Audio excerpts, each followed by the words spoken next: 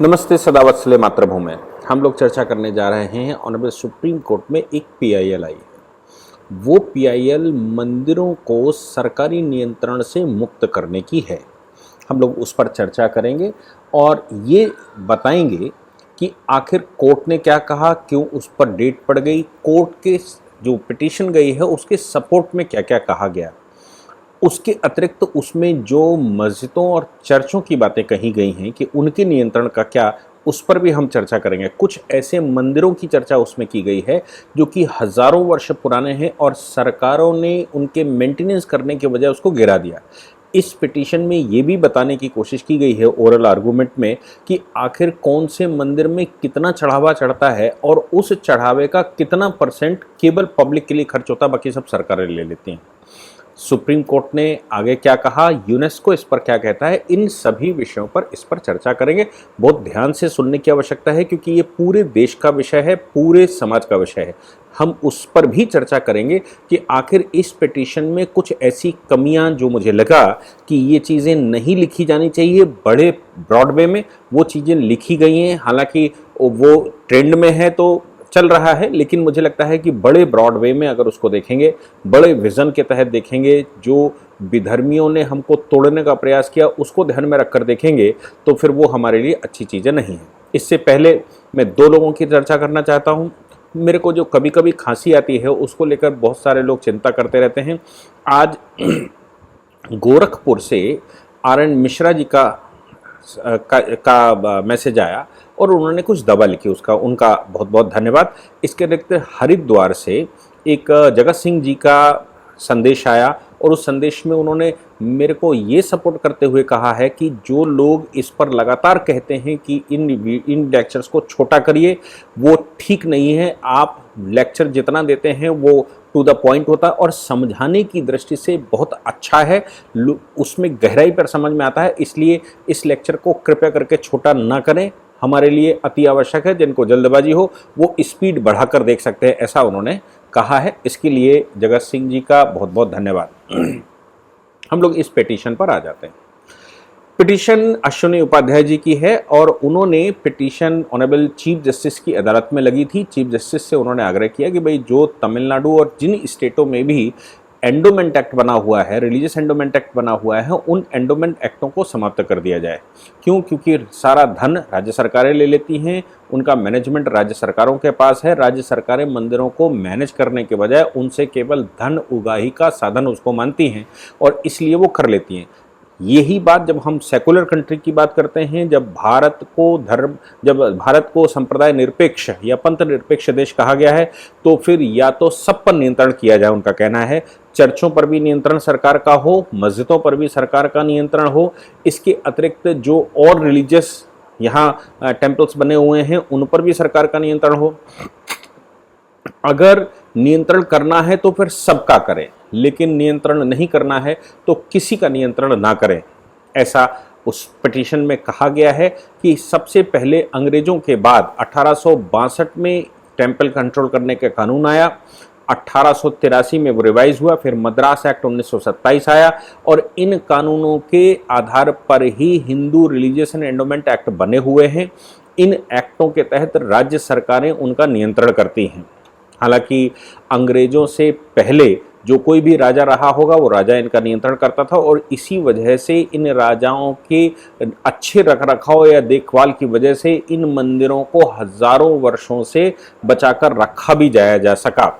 हालांकि उत्तर भारत में मंदिर गिराना शुरू किया मुसलमानों ने, क्योंकि मुसलमानों का ये मानना था कि देश में जिन देवी देवताओं को पूजा जाता है, जब तक उन देवी देवताओं से लोगों की श्रद्धा नहीं हटेगी, और चूंकि हिंदू समाज हर एक व्यक्ति ये मानकर चलता है जो करेगा वो परमेश्वर करेगा, जो करेगा वो भगवान करेगा, हम कुछ नहीं कर सकते। और गीता का जो पाठ चलता है भारत में कि जब सब हमने रचा है और जो करता हूँ वो मैं करता हूँ, जो नहीं करता हूँ वो भी मैं करता हूँ, तुम क्या लाए थे क्या ले जाओगे, ये ब्ला ब्ला ब्ला ब्ला। तो ऐसी परिस्थिति में जब हमारा विश्वास मंदिरों पर है और ये मानकर चलते हैं कि भगवान आएंगे और आकर हमको बचाएंगे, तो मुसलमानों ने एक चीज़ सिद्ध करने की कोशिश की कि जहाँ पर भी, जिन स्थानों पर भी हिंदू देवी देवताओं को पूजा जाता है या जहाँ ये आस्था का केंद्र है, उन आस्था के केंद्रों को तोड़ो ताकि समाज टूटे, समाज का विश्वास खत्म हो और धीरे से कन्वर्जन शुरू हो और कन्वर्जन होकर हमारी सत्ता को स्वीकार किया जाए। हम जिन देवी देवताओं को मानते हैं उनको स्वीकार किया जाए। इस पिटीशन में सीनियर एडवोकेट ने ये कहा भी है कि कर्नाटका के अंदर लगभग 15,000 मंदिर बंद कर दिए गए एंडोमेंट एक्ट मिसमैनेजमेंट की वजह से, जबकि जो मंदिरों से अच्छा धन आता है, जिनमें अच्छा चढ़ावा चढ़ता है, वो तो सरकार ले लेती है, लेकिन जिन मंदिरों को मैनेज करने की ज़रूरत पड़ती है वो सरकारें उसको मैनेज नहीं करती हैं। यही परिणाम है कि कर्नाटका में 15,000 मंदिर डेमोलिश हो गए और सरकार ने कोई ध्यान नहीं दिया, वो मंदिर बंद हो गए। जबकि सरकार अगर एक मंदिर से पैसा ले रही थी तो दूसरे मंदिर को भी उसको मैनेज करना चाहिए था, ऐसा उसने नहीं किया। Honourable chief justice U Lalit ने कहा कि भाई ऐसा कोई प्रमाण है क्या आपके पास, कोई डॉक्यूमेंट है आपके पास जो ये कहता हो कि 15,000 मंदिर क्लोज कर दिए गए हैं। अब डॉक्यूमेंटों के अभाव में ये पिटीशन लगाई गई थी।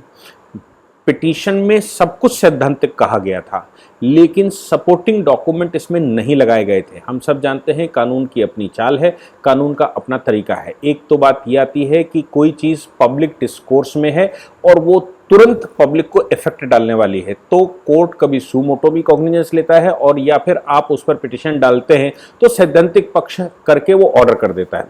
दूसरी बात ये आती है कि जो लंबे हजारों वर्ष के प्रकरण हैं या लंबे समय के प्रकरण हैं जिनके तुरंत ऑर्डर करने से कोई फर्क नहीं पड़ता, उन पर वो डिबेट करवाते हैं, लीगल रिसर्चें उसमें जमा होती हैं और वो डॉक्यूमेंट जमा होते हैं जिसके आधार पर कोर्ट डिसाइड करता है। कोर्ट ने कहा कि आप हमसे रिलीफ मांगने आए हैं, लेकिन आप क्या चाहते हैं कि बिना रेगुलेशन के हम कोई ऑर्डर पास कर दें? आप चाहते हैं कि हम बिना कानून बैकग्राउंड के कोई ऑर्डर पास कर दें? आप चाहते हैं कि हम इस पर लीगल माइंड अप्लाई ना करें और केवल फैक्चुअल स्टेटमेंट जो आपने इस पिटीशन में दिए हैं इसके आधार पर हम डिसाइड कर दें? पिटिशनर ने नो डाउट कहा कि नहीं, हमको तारीख दे दीजिए, हम इस पर फिर से डॉक्यूमेंट जो आप सपोर्टिंग डॉक्यूमेंट मांग रहे हैं, हम वो सपोर्टिंग डॉक्यूमेंट, सपोर्टिंग रिसर्चेस आपकी अदालत में जमा करेंगे। हालांकि बहस होते समय ये कहा गया कि इसके जो इलस्ट्रेशन हैं वो बिल्कुल साफ है। हालांकि डॉक्यूमेंट नहीं है लेकिन इलस्ट्रेशन जो पब्लिक डिस्कोर्स पर है। सीनियर एडवोकेट ने कहा कि एक इलस्ट्रेशन बहुत बड़ा है तिरुपति मंदिर का। तिरुपति बालाजी के मंदिर में 83,000 करोड़ का बजट है और 83,000 करोड़ रुपए में से केवल 7% खर्च किया गया है। आप सोच लीजिए कि 83,000 करोड़ रुपए के चढ़ावे में से केवल 7% खर्च किया है सरकार ने और उस 7% के बेस पे ही केवल वो करते हैं। बाकी का जो 93% है वो 93% सरकार ले लेती है। ऐसा ऑनरेबल कोर्ट के सामने कहा गया। जस्टिस भट्ट के उस को बेंच में थे, उन्होंने दूसरे शब्दों में कहा कि आप ये सारी चीज़ें डिबेट की हो सकती हैं, लेकिन हमें चाहिए लीगल रिसर्च, हमें चाहिए लीगल डॉक्यूमेंट्स। क्या आपके पास लीगल डॉक्यूमेंट्स हैं? ऑनरेबल कोर्ट के सामने ये भी कहा गया कि आर्टिकल 14 का वायलेशन है। आप एक रिलीजन से ये उम्मीद करते हैं कि वो रेगुलेशन में रहे, सेकुलर स्टेट है, और दूसरे रिलीजन्स को आपने फ्री छोड़ रखा है। इस पर कोर्ट ने कहा कि जो दूसरे रिलीजन्स है, जो मैं बता रहा हूं ये बहुत महत्वपूर्ण बात है, कोर्ट ने कहा दूसरे रिलीजन्स के पास अपना ओन मैनेजमेंट डिस्कोर्स है, अपना ओन मैनेजमेंट सिस्टम है। क्या आपके पास कोई ओन मैनेजमेंट सिस्टम है? अब अदालत में जब ये बात पूछी गई क्या ओन मैनेजमेंट सिस्टम है, तो ये बात तो बिल्कुल साफ निकल कर आई कि हमारे पास यानी कि हिंदुओं के पास अपना own management system of temples नहीं है। जबकि ये टेम्पल तो पब्लिक प्रॉपर्टी है। पब्लिक प्रॉपर्टी इसलिए है क्योंकि चोल राजाओं ने बनाया था इसको, उससे पहले के राजाओं ने बनाया था, तो बहुत सारे राजाओं ने इसको बनाया है। वो राजा खत्म हो गए, सत्ताएं परिवर्तित हो गई, तो अब ये मंदिर केवल एक बात पर रह गए हैं कि ये मंदिर ईश्वर के मंदिर हैं, ये मंदिर हिंदू समाज के मंदिर है, लेकिन मंदिरों को मैनेजमेंट तो चाहिए ही। तो क्या आपके पास कोई अपना मैनेजमेंट सिस्टम है और आपका अपना मैनेजमेंट सिस्टम नहीं है, तो फिर एक बात बता दीजिए, Hindu religious and endowment act के तहत सरकार को वहां से मैनेजमेंट से हटा दिया जाए तो क्या इन मंदिरों में अव्यवस्था नहीं फैल जाएगी? क्या इन मंदिरों में बहुत कुछ गलत नहीं हो जाएगा? बात में उनकी जान थी। हालांकि इस बात को लेकर सीजीआई ने रिप्लाई किया, उन्होंने कहा पद्मानम स्वामी मंदिर है, बना हुआ है, और पद्मानम स्वामी मंदिर जो जो जो केरला का है उसमें कंसर्न पार्टी ने स्वयं स्वीकार किया है कि पब्लिक टेंपल है, इस पर पब्लिक का वो रहता है, मैनेजमेंट वो केवल उसको कोऑर्डिनेट करते हैं, बाकी ये पब्लिक का मंदिर है। हालांकि केरल सरकार ने उस मंदिर को अपने मातहत देवस्थानम बोर्ड पे लेने की कोशिश की थी, लेकिन चूंकि राजा के वंशजों ने सिर्फ एक चीज मांगी थी उस समय सरदार पटेल से, और वो था कि इस मंदिर में सेवा करने का अधिकार हमको दिया जाए। सेवा करने के इस अधिकार को जब ग्रांट किया गया, जो एंडोमेंट साइन हुआ, उसके अनुसार राजा के परिवार को जाता है।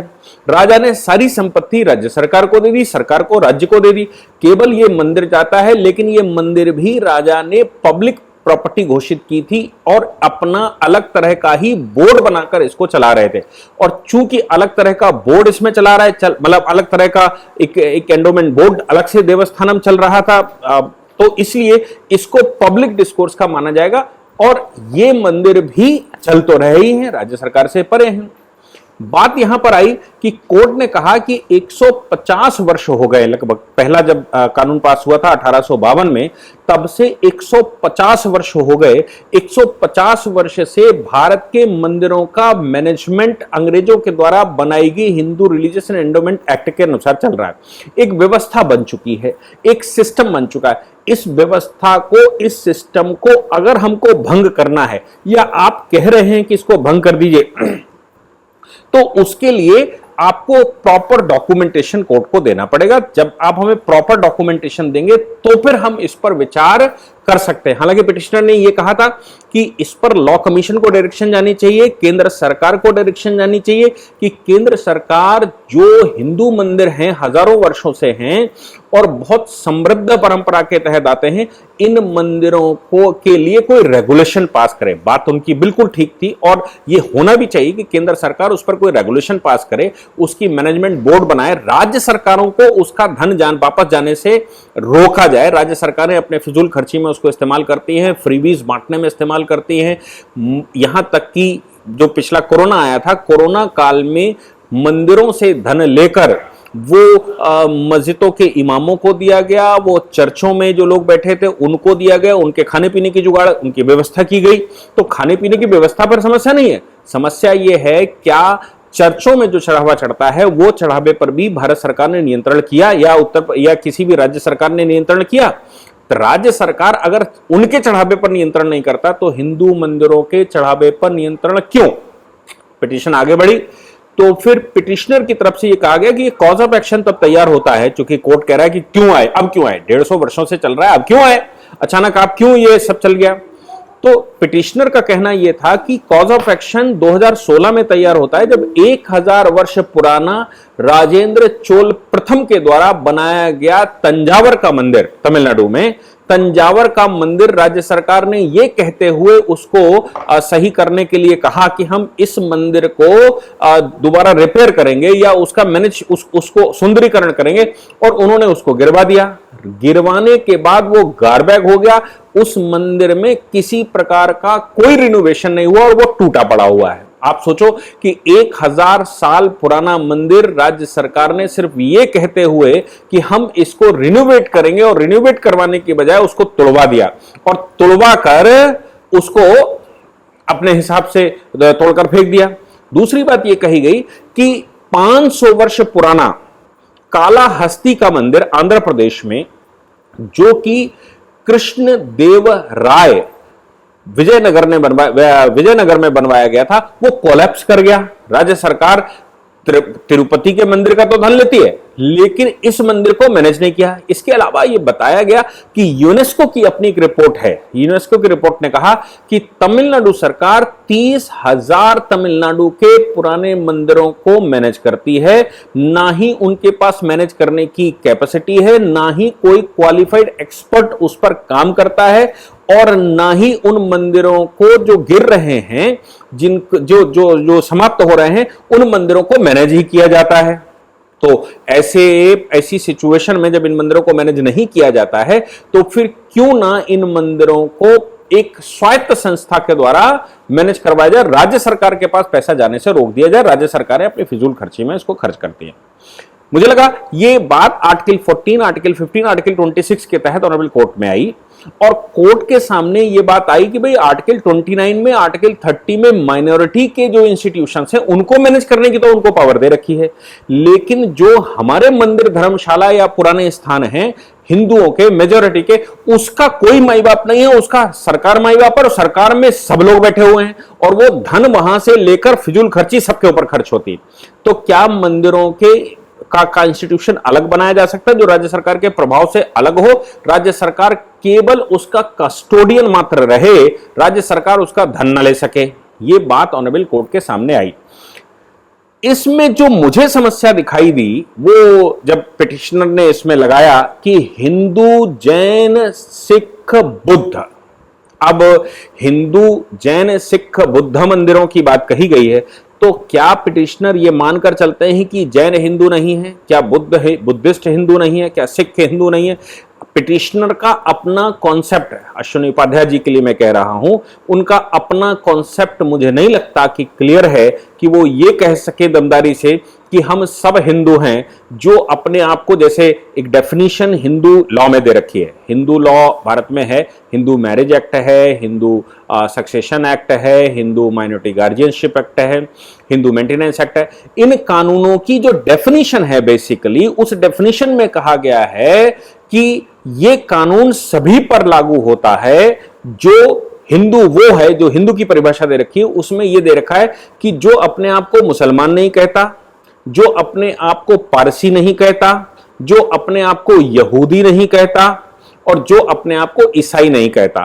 तो जो ईसाई नहीं है, मुसलमान नहीं है, यहूदी नहीं है, पारसी नहीं है, वो हिंदू है। अब आप सोच लीजिए कि जो ट्राइबल क्षेत्रों में चल रहा, हम नवबुद्ध हैं, कोई कहता है कि हम हिंदू नहीं हैं, कोई कहता है हम बुद्ध हैं, कोई कहता है हम जैन हैं, हिंदू नहीं हैं, कोई कहता है हम सिख हैं, हिंदू नहीं है। आजकल तो ट्राइबल जो एसटीज हैं उनको भी ये सिखा दिया गया कि आप हिंदू नहीं, आप तो एसटी हैं। तो जो भारत में विघटनशाली शक्तियां हैं, जो लगातार ये कहने की कोशिश करती हैं कि हिंदू तो क्षत्रिय, ब्राह्मण, वैश्य और शूद्रों में विभाजित है, हिंदू तो जैन, बुद्धा, सिख में विभाजित है, हिंदू तो लिंगायत, पसायत और आर्य समाज में विभाजित है।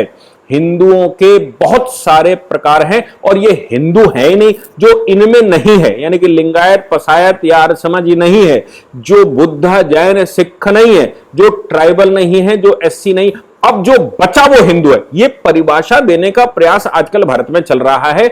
उस परिभाषा को ही ये पिटीशन भी सपोर्ट कर रही है, जब वो ये कहती है कि हिंदू, जैन, बुद्ध और सिख मंदिरों की बात हम करते हैं। मुझे लगता है कि अगर हम सिर्फ ये कहते कि नॉन मुस्लिम्स, या जो as per Hindu marriage act, as per Hindu law जो परिभाषा हिंदू की है, उसमें हिंदुओं के मंदिरों को मैनेज करने की बात कही गई, कहते और कहते कि इनका management Hindu religious and endowment act के तहत राज्य सरकार के दायरे से बाहर किया जाए, इसकी कोई दूसरी ऑल्टरनेट व्यवस्था की जाए। हालांकि इन्होंने जो डिमांड की वो बिल्कुल ठीक है कि लॉ कमीशन इस पर काम करे, केंद्र सरकार इस पर कानून पास करे, और इनका एक अलग तरह का मैनेजमेंट ही बनाया जाए। सुप्रीम कोर्ट ने इनसे कहा कि आपके पास सपोर्टिंग डॉक्यूमेंट नहीं है, तो इन्होंने समय मांग लिया। सुप्रीम कोर्ट ने अगली तारीख लगाते हुए कहा कि आप इस पर सपोर्टिव डॉक्यूमेंट जमा करिए, 19 सितंबर की तारीख डाल दी, और कहा कि आप इस पर सपोर्टिव डॉक्यूमेंट जमा करिए, फिर हम इस पर विचार करते हैं, क्योंकि यह बहुत बड़ा विषय है और इस विषय पर बहुत ज्यादा ध्यान देने की आवश्यकता है। यह बड़ी डिबेट का विषय है, 150 वर्षों से जकड़ा हुआ है, और मेरा मानना है कि 150 वर्षों से हो, चाहे 200 वर्षों से हो, चाहे 1000 वर्षों से हो, आजादी के बाद इन विषयों को हैंडल करना आवश्यक था। जो नेहरू जैसे प्रधानमंत्री बैठने के बाद उन्होंने इन चीजों पर ध्यान नहीं दिया, या तो वो ध्यान देना नहीं चाहते थे, या वो दूरदृष्टि नहीं रखते थे, या दृष्टि ही नहीं रखते थे। आंखें खुली थी, देखते थे, लेकिन दृष्टि नहीं थी। ऐसे व्यक्ति के हाथ में आने की वजह से आज 75 साल बाद भी ये समस्याएं वैसी की वैसी बनी हुई हैं, और तब तक जिन लोगों के लिए पाकिस्तान बनाया गया था, उनकी जो प्रजाति भारत में बची, उसने फिर से अपनी जड़ें बना ली हैं, और अब फिर एक द्वंद्व भारत में इस समय चल रहा है। इसीलिए भारत को सेकुलर कहते हुए हिंदू मंदिरों पर तो एंडोमेंट एक्ट बैठ गया, लेकिन ना ही वक्फों पर कोई काम हुआ, ना ही क्रिश्चियन पर प्रॉपर्टियों पर काम हुआ, ना ही चर्चों पर काम हुआ, ना यहूदी पारसियों पर काम हुआ, जिन पर अब काम करने की आवश्यकता पूरे देश को है। मैं बारंबार कह रहा हूं कि अभी नहीं तो कभी नहीं, क्योंकि अभी जो सरकारें हैं वो समविचार सरकारें हैं। उनके दिमाग में आवश्यक नहीं है कि ये चीजें सब आ जाएं। हम इनिशिएट करें और सरकारों का ध्यान इस तरफ आकर्षित करें, हम कुछ काम जनता कर ले। मैं बारंबार कहता आया हूं कि सरकारें बहुत कुछ कर सकती हैं, लेकिन यह आवश्यक नहीं कि सरकारें सब कुछ कर लें। सरकारें आपकी सपोर्टिव हो सकती हैं, लेकिन सरकार ही आपको खिलाए अपने हाथ से, ये नहीं हो सकता। इसलिए हमारी अपनी हिंदू समाज की चिंता है। सरकारें समविचार बैठी हुई हैं, देश की सरकारों पर दबाव है, इसलिए उन्होंने टोपी पहननी बंद कर दी है, रोजा इफ्तार करने लोगों ने बंद कर दिए हैं। ये संकेत है कि आज समाज दूसरे प्रकार से उठकर खड़ा हो गया है। इस जागरूकता का, इस एनर्जी का लाभ उठाइए और इन विषयों को ज्यादा से ज्यादा लोगों के बीच में ले जाइए। जो जिस प्रकार से जिस इंस्टीट्यूशन में काम कर सकता है वो थोड़ा थोड़ा सहयोग करे, तो फिर मुझे लगता है हम एक एक कदम करके 130 करोड़ कदम आगे जाएंगे। 130 करोड़ में से अगर हम 30 करोड़ लोगों को निकाल दें तो भी 100 करोड़ कदम आगे जाएंगे। आप अगर हर एक व्यक्ति अपना रोल समझ ले कि हमको एक रोल प्ले करना है, तो मुझे लगता है हमारे देश में अभी भी हम राम राज्य ला सकते हैं और लाकर रहेंगे। जय हिंद, जय भारत, वंदे मातरम।